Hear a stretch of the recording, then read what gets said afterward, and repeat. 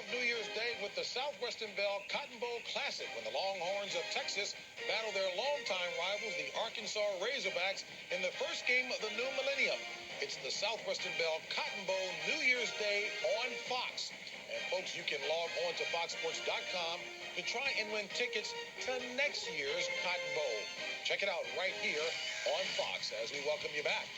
All right, getting back to the Bears and the Lions. Gus Farad in, fires this ball intended for Johnny Martin, but Chris Hudson there takes it away. 3 interceptions on the day for Gus Farad. At this point, Lions are up 3-0.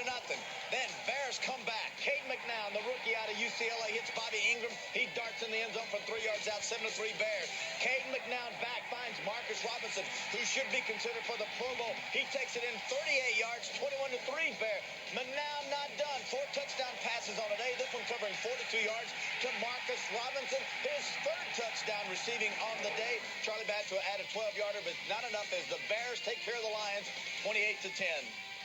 Boy, speaking of taking care of business, the Ravens have now won 3 in a row, TV, 31-8 over the New Orleans Saints in Tennessee today. Hey, there's your guy, my guy, Steve McNair getting ready to fire it up.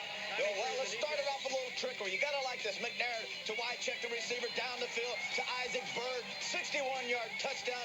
Then Tennessee is off and running 14-7. Javon Curse, nickname the Freak. I guess I can say that. Tony Graziani, the quarterback, 2nd sack of the day for Curse. A new rookie record for sacks, 13.5. McNair, watch this run. Down the sideline, breaks it back to the inside. Turns on that speed. Finally knocked out of bounds. This does lead to McNair touchdown, and it's all Tennessee 30-17 over the Falcons. McNair, 76 rushing yards, 216 passing yards. In that victory, Tennessee is now in the playoffs. Look at where we have circled. Watch Jeff Triplett, the referee, throws a flag, accidentally hits right tackle Orlando Brown in the eye. Brown doesn't like it. So in turn, he turns around, shoves Triplett to the ground. He is therefore escorted off the field. Notice his right eye is swollen. After the game, it was swollen close. Tight, could not see, ejected from that game. Jacksonville up by 7 until Mark Brunell tumbled to the end zone from 9 yards out to the left side. And finally, Jacksonville beats the Browns in Cleveland 21-14. Jaguars winning their 11th straight with that one. And the Dolphins, boy, talk about a battle of field goals there.